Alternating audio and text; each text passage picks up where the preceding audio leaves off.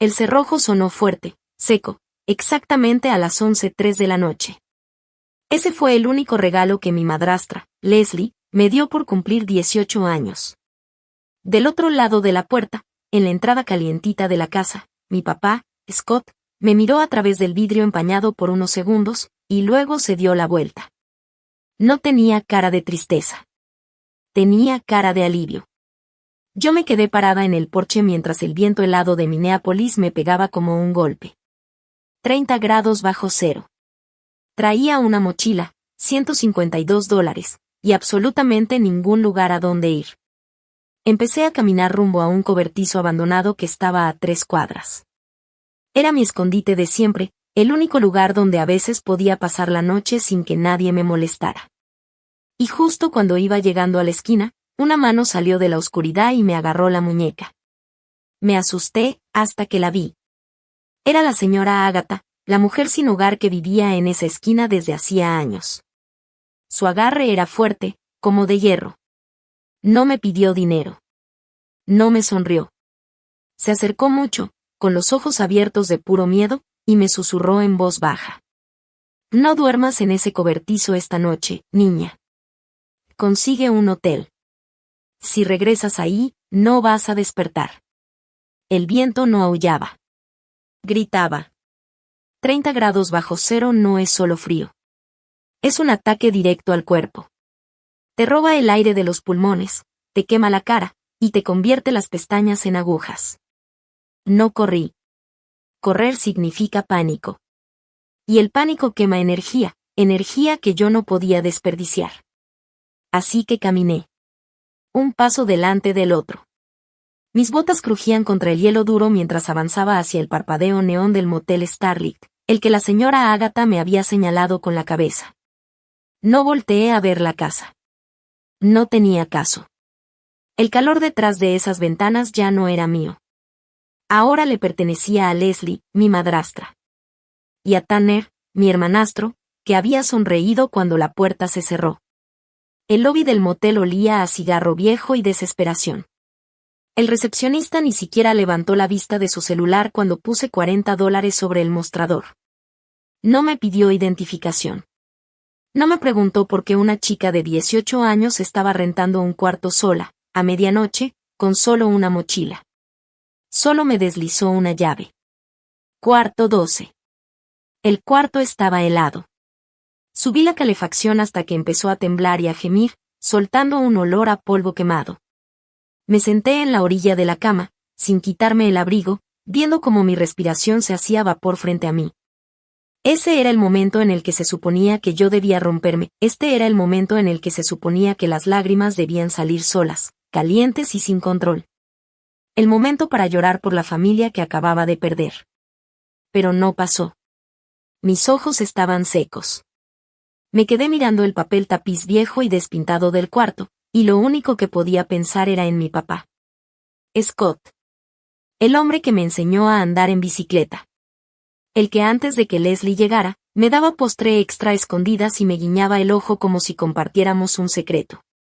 Durante años me repetí una mentira para poder seguir queriéndolo. Me decía que él también era una víctima. Que solo era un hombre débil, aplastado por una mujer que necesitaba controlarlo todo. Me convencí de que, muy en el fondo, todavía estaba de mi lado. Que solo estaba esperando el momento correcto para defenderme. Para levantarse y decir, hasta aquí. Esa noche entendí la verdad. Eso nunca iba a pasar. Mi papá no había sido obligado a guardar silencio. Había sido entrenado para hacerlo. Así funciona la trampa. No es rápida. No es obvia. Es lenta y venenosa. La crueldad no llega de golpe. Se normaliza poco a poco. Empieza con cosas pequeñas. No discutas con ella, Sidney, solo empeora todo. Mejor discúlpate. Hazlo por la paz de la casa. Y así, día tras día, año tras año, mi papá fue entregando pedacitos de mi dignidad. A cambio de su propia comodidad. Cuando llegó esta noche, ya no quedaba nada de él que pudiera pelear por mí. Él no era un rehén en esa casa. Era un voluntario. Vio como su única hija era echada a la calle, en medio de una tormenta de nieve. Y en su cabeza hizo cuentas. Pensó en el precio de intervenir.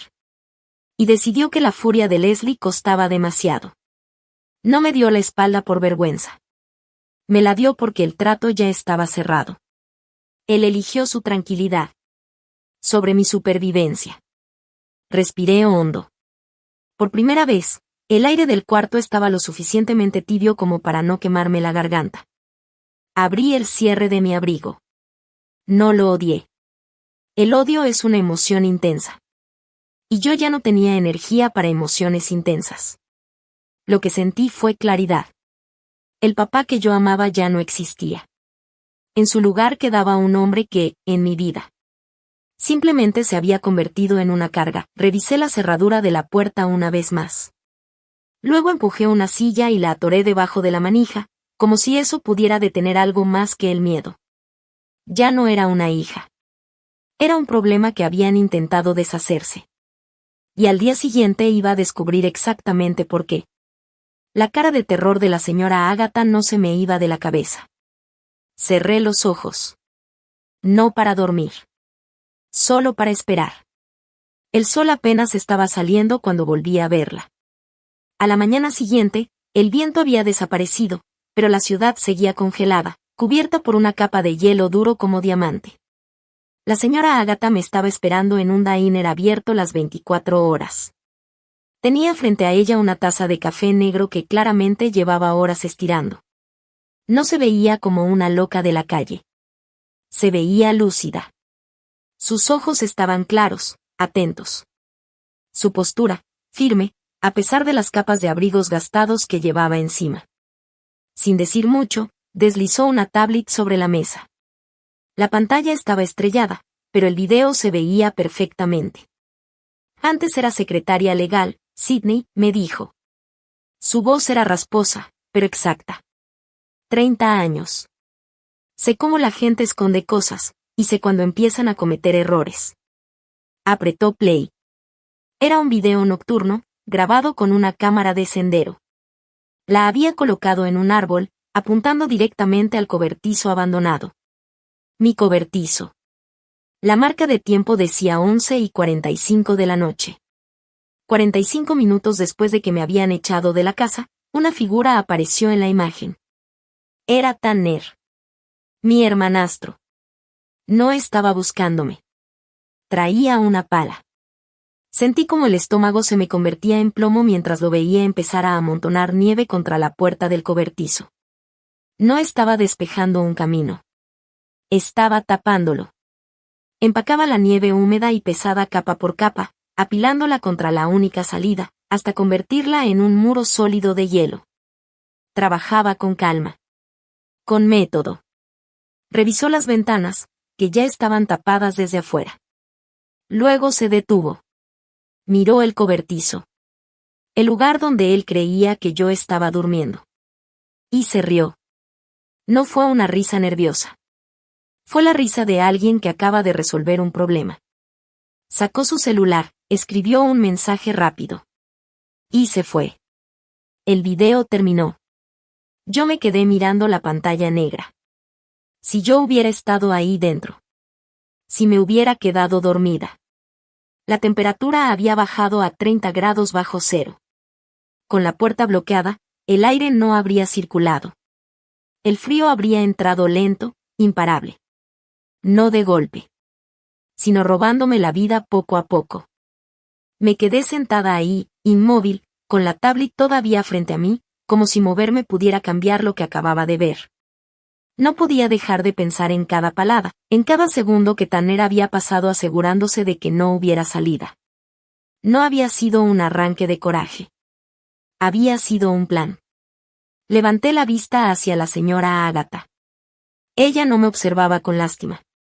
Me miraba como alguien que ya había llegado a una conclusión peligrosa. Eso no fue una broma, dijo en voz baja. Y tampoco fue improvisado. Me explicó que había notado movimientos raros desde hacía semanas. Visitas nocturnas. Conversaciones en susurros. Gente que llegaba tarde y se iba rápido. Cuando me vio salir de la casa esa noche con una mochila, entendió que algo no estaba bien. Por eso había colocado la cámara. No para espiar, sino para tener pruebas. Me dijo que, cuando revisó el video al amanecer, sus manos temblaban tanto que casi se le cae la tablet. Sabía exactamente lo que significaba sellar un lugar así con ese frío. No era para asustar. Era para asegurarse de que nadie saliera. Yo empecé a entender por qué me había dicho que consiguiera un hotel, no un refugio, no el cobertizo, no cualquier lugar. Un sitio con testigos. Con registro. Con paredes de verdad. La señora Ágata me preguntó algo que me dejó helada. ¿Crees que tu papá sabía?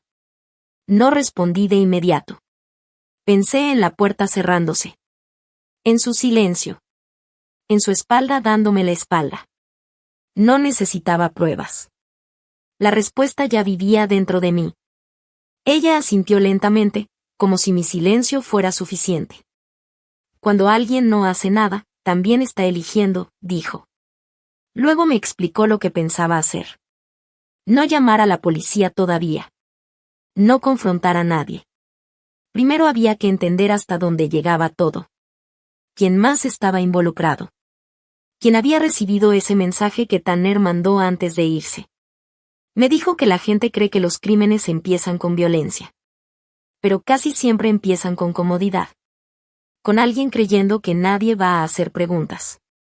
Ese día no regresé a ningún lugar que conociera. Cambié de motel. Apagué mi celular por horas. Empecé a escribir todo lo que recordaba, cada detalle que antes había ignorado. No estaba huyendo. Estaba sobreviviendo. Y por primera vez desde que se cerró aquella puerta. Entendí que no había sido salvada por suerte. Había sido salvada porque alguien decidió mirar con atención, no habría despertado. Eso no fue un simple desalojo, dijo la señora Ágata en voz baja. Eso fue una tumba. Levanté la mirada hacia ella y algo dentro de mí se rompió por completo. La rabia que había estado apretada, fría, hecha un nudo en mi pecho, de pronto explotó. Me llenó los pulmones, la garganta, los ojos. Ya no era tristeza. Era furia. Una furia limpia, dura, afilada como cristal. ¿Por qué? Susurré. ¿Por qué haría algo así? Ya me había ido. La señora Ágata no dudó. Porque al cumplir 18 se libera el fideicomiso, me dijo. ¿Y si tú no estás viva para firmar, quién se queda con el dinero? La respuesta cayó como un golpe directo. Mi papá. En ese instante todo encajó. No me habían echado como castigo. Eso había sido un montaje. Necesitaban que yo desapareciera, pero no podían simplemente dejarme ir. Si me iba por mi cuenta, podía volver. Podía reclamar lo que era mío. Así que no querían que me fuera. Querían que dejara de existir. Volví a mirar la tablet. Eso no había sido una broma pesada. Eso no había sido una amenaza vacía. Eso había sido intento de homicidio. No lloré. No sentí miedo. Lo que sentí fue una claridad fría, dura, imposible de ignorar. Extendí la mano y tomé la tablet. El miedo se había ido. Y en su lugar había aparecido algo mucho más peligroso. Vamos a ir a la policía, dije. Y después, vamos al banco.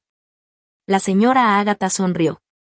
Una sonrisa delgada, peligrosa, como la de un lobo que por fin ve la salida. Buena chica, dijo. Vamos a enterrarlos con la verdad. Subimos a su vieja camioneta familiar y manejamos hacia la cuarta comisaría. El interior olía a tapicería vieja y a determinación pura. Yo iba en el asiento del copiloto, con la tablet apretada contra mi regazo, como si fuera un arma. La estación de policía era exactamente como la imaginaba. Luces fluorescentes zumbando en el techo. Olor a café rancio y limpiador industrial en el aire. El detective Miller era un hombre cansado, con el cabello entrecano y una expresión de fastidio permanente. Vio el video completo sin parpadear. Cuando terminó, se recargó en la silla y se frotó la mandíbula. Homicidio en grado de tentativa, murmuró. O mínimo, poner una vida en peligro de forma deliberada. Vamos a ir por él. Debería haber sentido alivio. Debería haberme sentido a salvo. Pero en lugar de eso, una presión de ansiedad se apretó en mi estómago. ¿Y mi madrastra? Pregunté. El detective negó lentamente con la cabeza. Y el video muestra al muchacho. Podemos interrogarlo sobre la participación de ella, pero por ahora la orden es solo contra Tanner. A Tanner lo arrestaron menos de una hora después. Yo pensé que ahí terminaría todo. Pensé que Leslie entendería que había perdido. Pero subestimé algo muy peligroso. La desesperación de una mujer que ve cómo su futuro se le escapa de las manos. Las horas después del arresto fueron extrañamente silenciosas. Demasiado silenciosas. La señora Agatha me llevó a otro motel, uno más alejado, más discreto. Pagó en efectivo y pidió una habitación que no diera a la calle. Me dijo que, cuando la gente empieza a perderlo todo, se vuelve impredecible. Yo no dormí. Cada ruido del pasillo me ponía en alerta. Cada coche que frenaba afuera me hacía contener la respiración. No por miedo, sino porque ahora sabía exactamente de qué eran capaces. A media mañana, mi teléfono vibró. Era un mensaje de mi papá. No preguntaba si estaba bien. No preguntaba dónde estaba. Solo decía: tenemos que hablar. Esto se salió de control.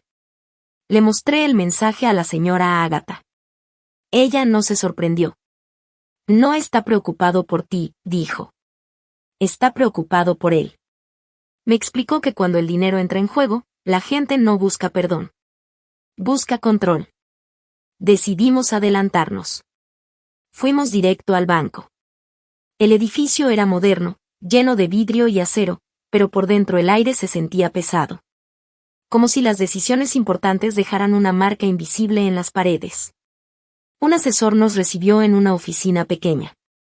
Yo entregué mis documentos con manos firmes, aunque por dentro todo temblaba. Ahí lo confirmé.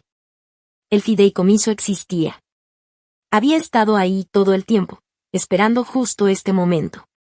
Y también confirmé algo más importante. Mi papá había preguntado por el dinero, antes de mi cumpleaños. No después. Antes. Eso fue lo que terminó de cerrar el círculo. Mientras firmaba los papeles, sentí algo que no había sentido en días. Control. No felicidad. No alivio. Control. Salimos del banco cuando el cielo ya empezaba a nublarse otra vez. La señora Agatha me miró con atención. Ahora ya no eres la presa, me dijo. Ahora eres el problema. Esa misma tarde, Leslie intentó llamarme 7 veces. Luego vinieron los mensajes. Primero suplicantes. Luego acusatorios. Al final, amenazantes. Los guardé todos. Porque algunas personas no entienden palabras. Solo entienden consecuencias. Y yo acababa de aprender a documentar todo. Esa noche, por primera vez desde que se cerró la puerta de aquella casa, dormí. No profundamente. No en paz. Pero dormí sabiendo algo fundamental. No me habían roto. No me habían borrado. Habían fallado. Y apenas estaban empezando a darse cuenta, mi celular desechable vibró 2 horas después del arresto. Un mensaje de un número desconocido. Regresa a casa y firma los papeles, Sidney, o el frío no será lo único que te va a doler. Sentí un escalofrío que no tenía nada que ver con el clima. Luego llegó otro mensaje. Ya lo saqué bajo fianza. Está furioso. Lo entendí de inmediato. Ella había usado el dinero de la familia. Mi dinero, mi fideicomiso, técnicamente. Para sacar de la cárcel al hombre que había intentado matarme. No estaba retrocediendo. Estaba subiendo la apuesta. ¿Por qué está haciendo esto? Le pregunté a la señora Agatha, mostrándole el teléfono. Sabe que la policía está involucrada. Sabe que hay pruebas. Agatha leyó el mensaje con calma, pero su expresión se volvió dura. Se llama explosión de extinción, Sydney, me explicó. En psicología, es lo que pasa cuando un comportamiento que siempre funcionó, de repente deja de funcionar. Me lo explicó con una calma que daba miedo. Es como cuando un niño grita más fuerte porque ya no le dan dulces. O cuando una persona manipuladora se da cuenta de que perdió el control. Me miró fijamente. Leslie ha controlado a tu padre, tu vida y el dinero durante años. Ahora tiene una fecha límite, 48 horas. Si no firmas esos papeles, lo pierde todo. Suspiré. Ya no está pensando con lógica, continuó. Está acorralada. Y los animales acorralados, atacan. Mi teléfono vibró otra vez. Un correo electrónico. Cuenta congelada. Luego otro. Acceso denegado. Leslie estaba cerrándome uno por uno todos mis accesos. Cuentas de estudiante, apoyos pequeños, cualquier red de seguridad que me quedaba. Intentaba matarme de hambre, poco a poco. Y entonces empezaron las notificaciones de redes sociales. Mensajes de amigos de la prepa. ¿Es cierto? ¿Estás bien? ¿Dónde estás? Abrí Facebook. Ahí estaba. Una publicación larga, confusa, llena de drama, escrita por Leslie. Etiquetándome por mi nombre. Por favor, ayúdenos a encontrar a nuestra hija Sydney. Está pasando por una crisis mental. Hay drogas de por medio. Estamos muy preocupados. Si la ven, por favor no se acerquen. Llámenos de inmediato. Era una clase magistral de manipulación. Me estaba pintando como inestable. Peligrosa. Una adicta. Estaba destruyendo mi credibilidad. Antes de que yo pudiera abrir la boca. Entonces mi celular empezó a sonar. Era mi papá. Su nombre en la pantalla brillaba como una advertencia. No contesté. Dejé que se fuera a buzón de voz. Lo escuché después. Su voz sonaba espesa, como si estuviera llorando. Pero lo que yo sentí no fue tristeza. Fue culpa. Sydney, por favor. Estás destruyendo a esta familia. Solo regresa a casa. Podemos arreglar esto. Todo es un malentendido. Tanner no lo hizo con mala intención. Un malentendido. Intentar matarme no era un malentendido. Levanté la mirada hacia la señora Agatha. Está intentando enterrarme, dije. Quiere asegurarse de que nadie me crea. Agatha sonrió.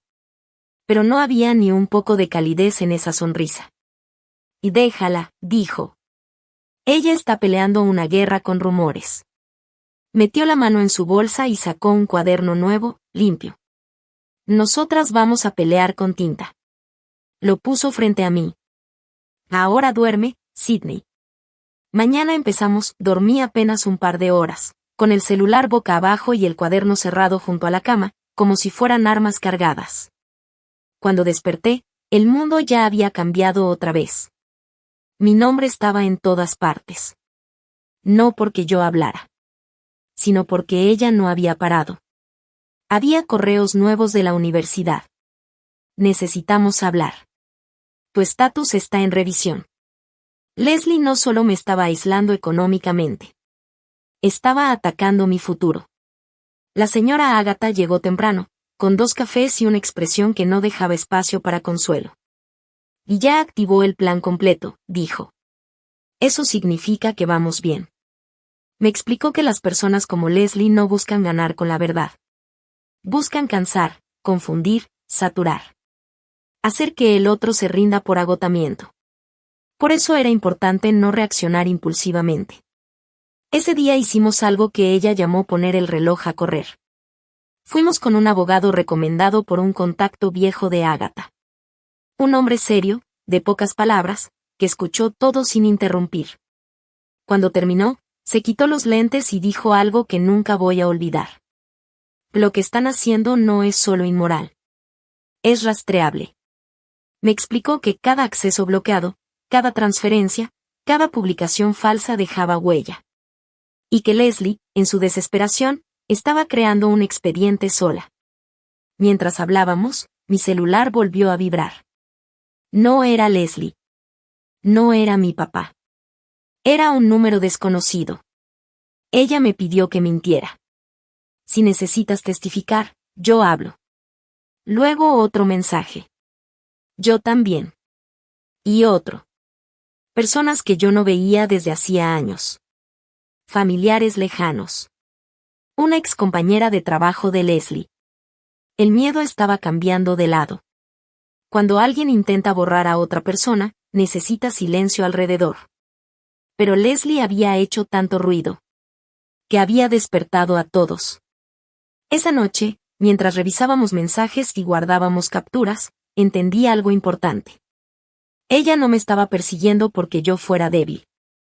Me estaba persiguiendo porque ya no podía controlarme. Y eso, para alguien como ella, era imperdonable. Antes de dormir, la señora Agatha me dijo algo en voz baja. Mañana va a intentar algo grande. Siempre lo hacen cuando sienten que el tiempo se acaba. Apagué la luz con el corazón firme, no tranquilo, pero firme. Por primera vez, no me sentía acorralada. Me sentía lista. Y Leslie aún no entendía la diferencia. Mañana vamos al banco, dije mientras me acomodaba el cuaderno. Y no nos ponemos sudaderas. Nos vestimos para la guerra. A la mañana siguiente me desperté con un plan. No más escondites. No más sudaderas. Abrí mi mochila y saqué lo único formal que tenía, un blazer negro que había comprado para un debate escolar y una blusa blanca. No era de diseñador, pero estaba limpia, impecable, afilada como una armadura. La señora Agatha me miraba mientras me vestía, asintiendo con aprobación. Pareces problema, dijo. Del bueno. Caminamos hacia el First National Bank del centro, puntual a las 9 de la mañana. El lobby era enorme, lleno de columnas de mármol y un silencio solemne.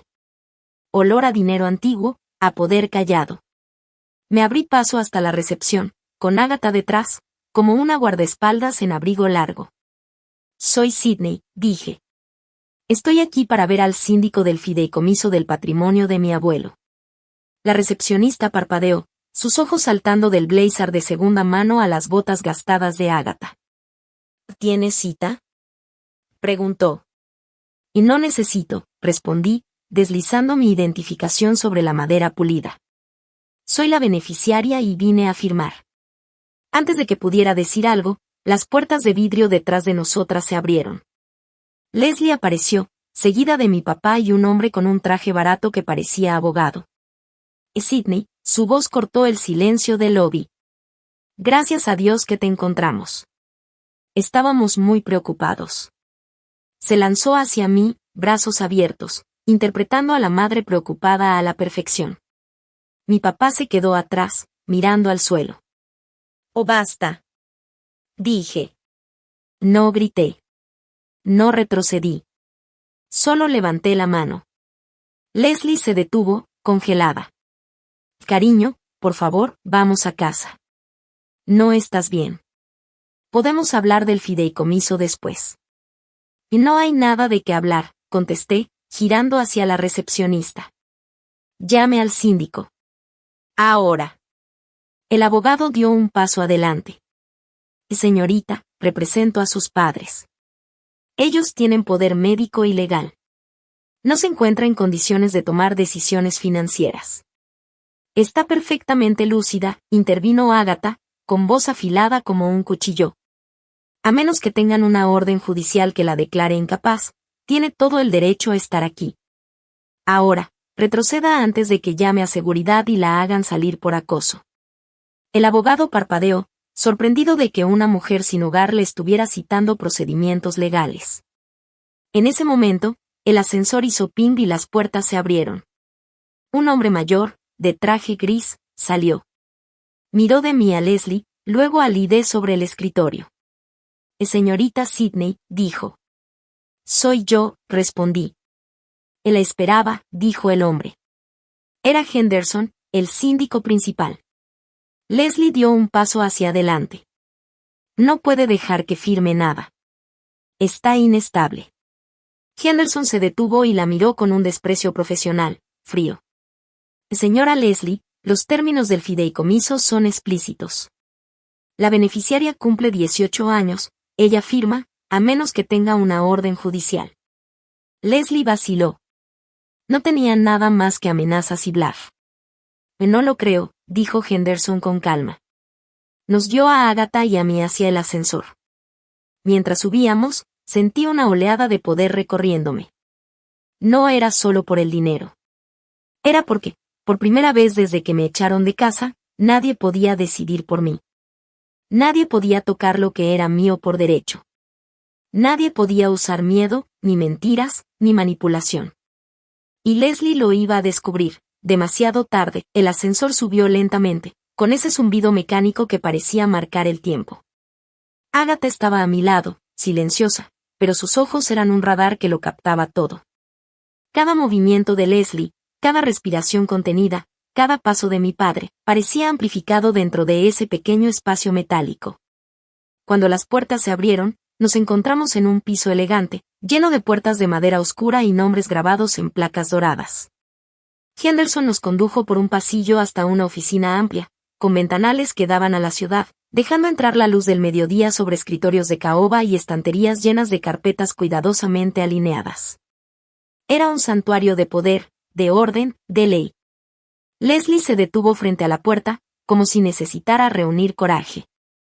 Sidney, por favor, no hagas esto. No escuché súplica en su voz. Escuché miedo. Miedo a perder control.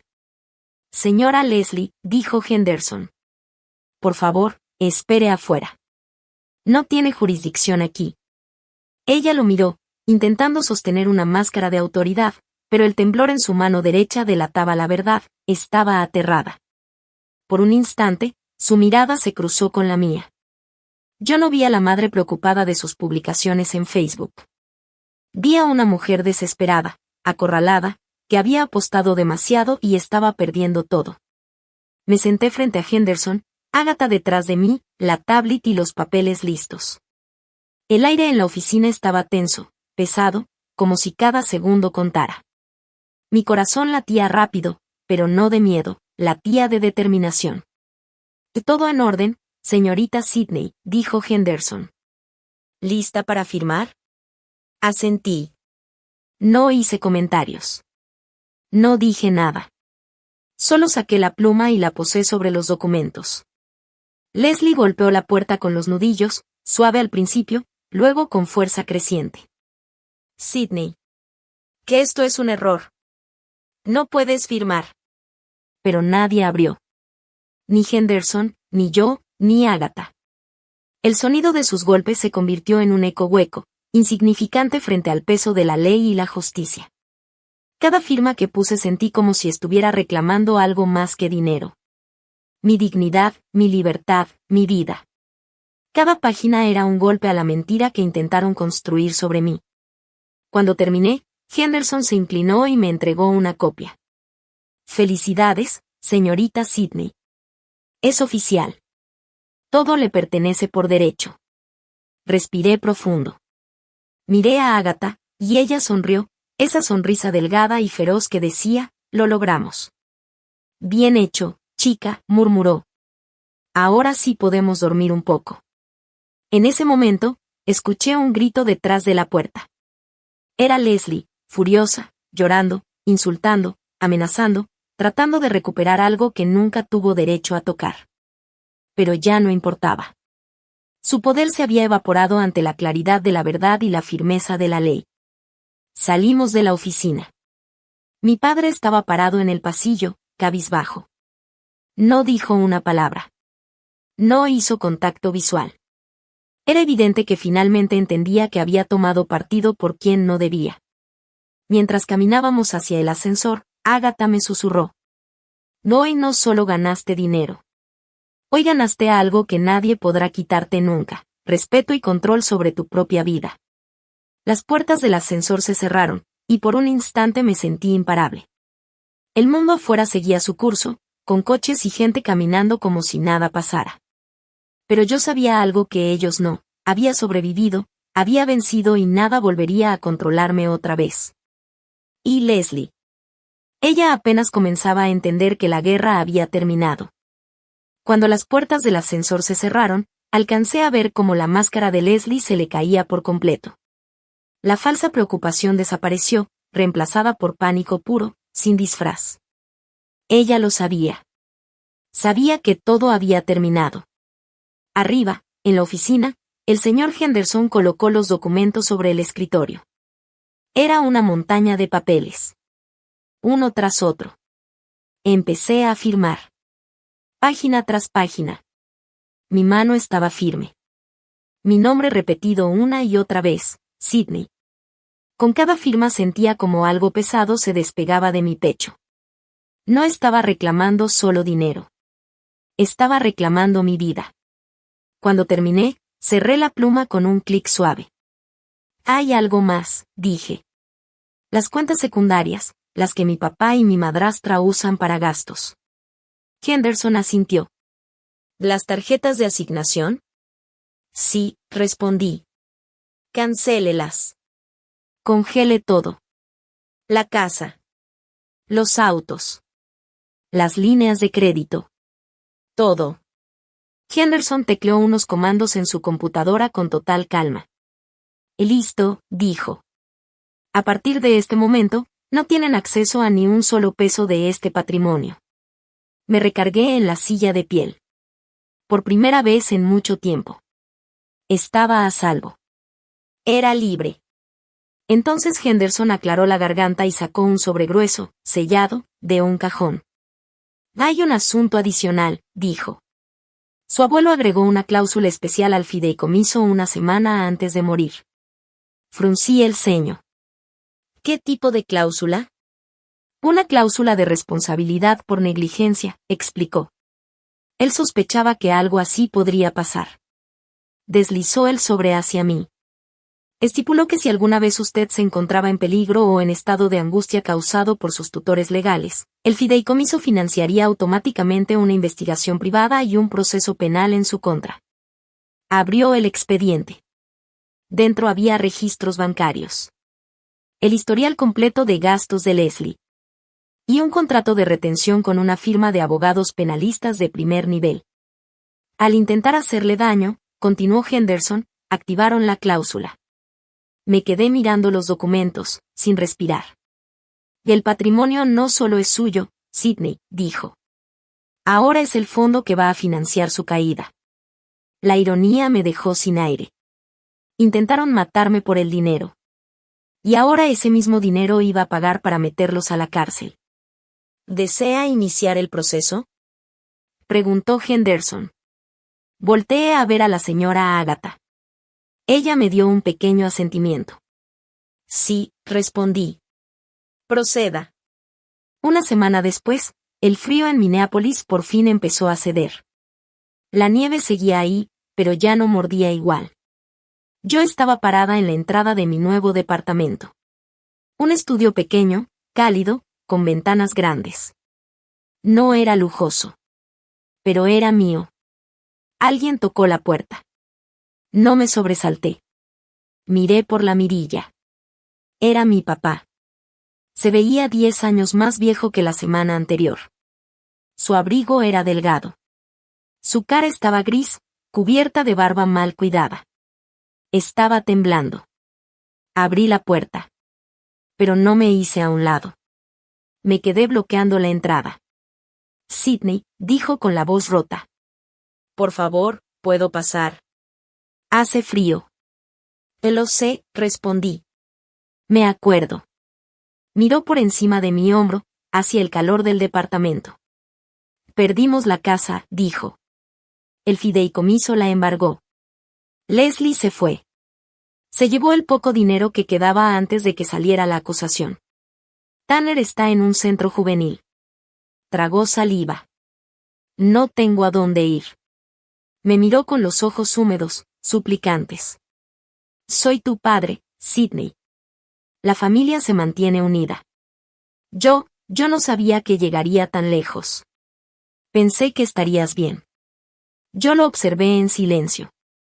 Y por primera vez, no sentí rabia. No sentí tristeza. Sentí paz. Porque esta vez la decisión era solo mía. Mi padre seguía ahí, temblando en el umbral, y yo podía ver cómo el miedo y la culpa luchaban por salir de sus ojos. No dije nada de inmediato. Solo lo dejé mirar el calor del departamento, el olor a café recién hecho, las ventanas grandes que dejaban entrar la luz, y el orden que había logrado reconstruir. Era un contraste brutal con el caos que él había dejado atrás. Y Sidney, empezó de nuevo, su voz casi un susurro. Yo nunca quise esto. Pensé que podía controlarlo todo, que podía mantener a todos felices, incluso a Leslie. Lo miré con cuidado.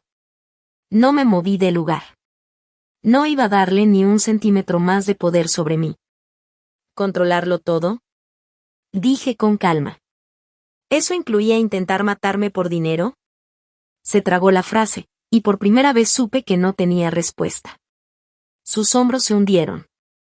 Se dio cuenta de que había perdido mucho más que un fideicomiso. Había perdido la confianza de su hija. Sidney, balbuceó, buscando algo en mí. Solo quiero arreglar las cosas. ¿Arreglarlas? Repetí. ¿Con qué? ¿Con palabras? ¿Con promesas vacías? Ya no hay nada que arreglar. A lo lejos, el sonido de la ciudad seguía con su ritmo normal. Gente caminando, coches pasando, vidas moviéndose como si nada hubiera pasado. Pero yo sabía algo que ellos no. Yo había sobrevivido a la peor traición imaginable. Y ahora tenía en mis manos las cartas finales. No voy a abrirte la puerta a tu culpa, papá, dije. No porque no te quiera, sino porque yo necesito empezar a vivir para mí. Finalmente bajó la cabeza y sus hombros se derrumbaron. No dijo nada más. Solo permaneció ahí, temblando y reconociendo la distancia que había creado él mismo. Cerré la puerta lentamente, escuchando el clic final de la cerradura. No era un cierre agresivo, ni vengativo. Era un cierre definitivo. Un límite que decía, mi vida, mis decisiones, mis reglas. Me apoyé contra la puerta, respirando profundo. Por primera vez en años, no estaba huyendo. No estaba sobreviviendo. Estaba empezando a vivir. Miré alrededor del pequeño departamento. Las paredes blancas, las cortinas ligeras moviéndose con la brisa, la mesa de cocina con mis cosas ya organizadas, la cama hecha, la luz entrando por los ventanales, todo me decía que podía reconstruir mi vida desde cero. Y esta vez, nadie podría arrebatarme nada. La señora Agatha apareció detrás de mí con su típica sonrisa discreta, pero llena de fuerza. Bien hecho, Sidney, dijo. Hoy no solo bloqueaste a tus enemigos. Hoy reclamaste tu poder. Asentí, sintiendo el peso de cada palabra. Porque no se trataba solo de dinero, ni de justicia. Se trataba de recuperar cada pedazo de mí que intentaron romper. Pasaron las horas, y aunque el frío de Minneapolis aún mordía afuera, adentro sentí un calor distinto. Un calor que no venía de la calefacción. Venía de la certeza de que ahora todo lo que construyera sería para mí, por mí y solo por mí. Esa noche, mientras miraba las luces de la ciudad desde mi ventana, entendí algo fundamental. Los que intentan destruirte solo pueden hacerlo si tú lo permites. Y yo, nunca más lo permitiría. Porque nadie que quiera tu vida puede tenerla si tú decides recuperarla. Y así, con el corazón firme y la cabeza erguida, Sidney finalmente respiró libre. El pasado seguía ahí, con cicatrices y recuerdos dolorosos. Pero por primera vez en mucho tiempo, el futuro era solo suyo. No pensaste, le corregí con voz firme. Calculaste. Pesaste tu comodidad contra mi vida. Y elegiste comodidad. Ahora, la cuenta está por pagarse. Extendió la mano, temblorosa, suplicante. Por favor, solo por esta noche, dijo. La miré. Era la misma mano que, apenas una semana atrás, había girado el cerrojo contra mí. Una mano que había elegido su paz por encima de mi supervivencia. Metí la mano en el bolsillo y saqué una sola llave. Vieja, oxidada, gastada por los años. La llave del cobertizo del jardín. La llave que abría la puerta antes del atardecer, antes de que él pudiera detenerme otra vez. La sostuvo en la palma, incrédulo, y su rostro empezó a derrumbarse. Y Sidney, susurró, me miraste congelado durante 18 años. Ahora puedes mirarte a ti mismo, dije, mi voz fría y segura. Di un paso atrás y cerré la puerta tras de mí. El sonido del cerrojo encajando fue el sonido más satisfactorio que jamás había escuchado. Era final. Era justicia. Era el cierre de un capítulo que había durado demasiado tiempo. Dentro del apartamento reinaba la calma. Pero no estaba vacío. La señora Agatha estaba sentada en el sillón junto a la ventana, leyendo un libro. A su lado, una taza de té humeante descansaba sobre la mesita. Chloe estaba en la cocineta, removiendo lentamente una olla de sopa que olía a romero y tomillo, llenando el aire con un aroma cálido y familiar. ¿Ya era él?, preguntó Agatha sin levantar la vista. Sí, respondí. ¿Se fue? Se fue, dije, acercándome a la ventana. Afuerita, la nieve empezaba a derretirse bajo el sol. El mundo entero parecía descongelarse, como si el tiempo finalmente me diera un respiro. Miré a Agatha, la mujer que me había salvado sin pedir nada a cambio, solo por bondad. Luego miré a Chloe, la amiga que se quedó a mi lado cuando no tenía nada ni a nadie. Pensé que había perdido a mi familia, susurré, con voz apenas audible. Agatha cerró su libro, apoyándolo sobre sus piernas, y me sonrió con ternura. No perdiste una familia, Sidney.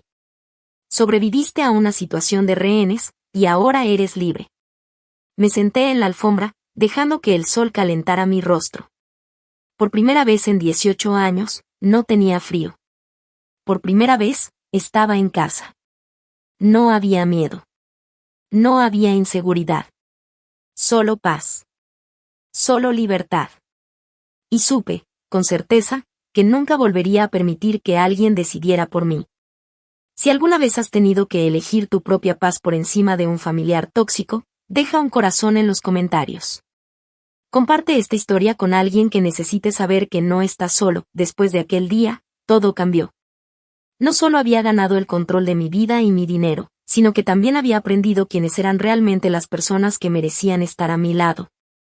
La primera semana en mi nuevo departamento fue un torbellino de emociones. Cada pared, cada ventana, cada rincón me recordaba que esto era mío, que nadie podía arrebatármelo. Las luces de la ciudad brillaban como promesas, y yo podía sentir que finalmente estaba respirando sin miedo. Chloe y Agatha se convirtieron en mi familia elegida. Cocinábamos juntas, reíamos por cualquier cosa, compartíamos historias hasta tarde en la noche, y por primera vez en años, me sentía segura, escuchada y querida. No necesitaba aprobaciones ni máscaras de nadie más. Mientras tanto, el proceso legal contra Leslie y Tanner avanzaba. El dinero del fideicomiso financiaba cada investigación, cada abogado, cada prueba.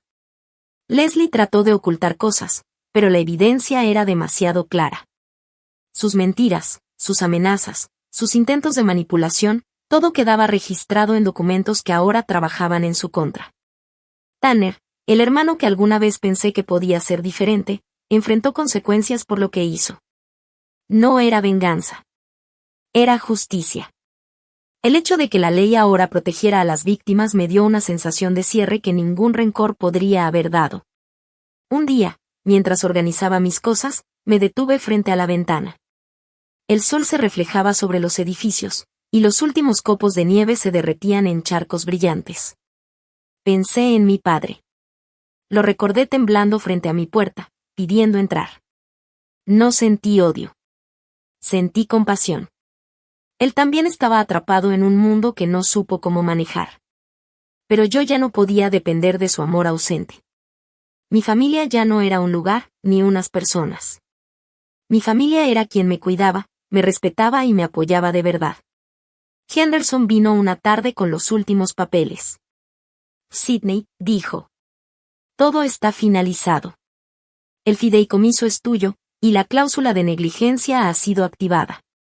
Leslie y Tanner enfrentarán consecuencias legales por sus acciones.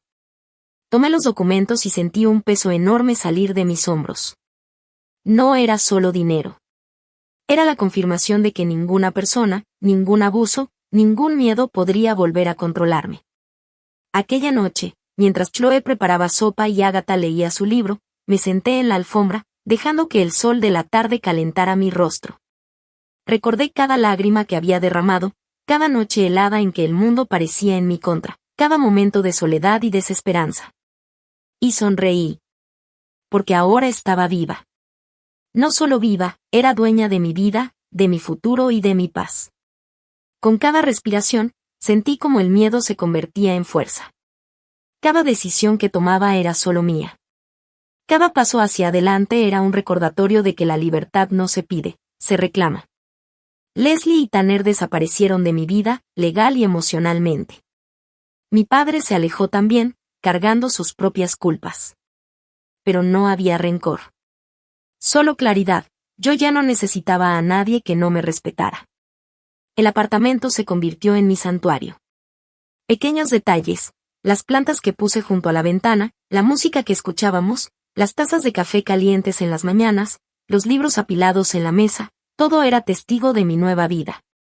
Una vida construida sobre supervivencia, valentía y justicia. Y cada noche, mientras las luces de la ciudad se reflejaban en los ventanales, pensaba en aquel momento en que la llave giró, en que la puerta se cerró detrás de mí, y sentí la satisfacción de la justicia cumplida. Porque no solo sobreviví, florecí.